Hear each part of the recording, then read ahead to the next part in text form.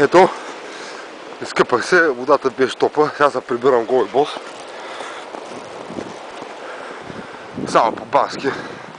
Времето е спокойно, духа някакъв вятър, вали някакъв сняг. Няма проблеми, железен съм. Това е, чао за сега. А сега среща с Стефан машината. Не човека. Това не е човек, разбираш? Как си, братко? Добре, вие?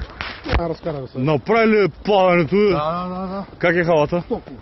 Топло, нали? Мерси до вечера. Мерси, брат. Аз съм на работа, но пак ще е весело. Пък ще спа.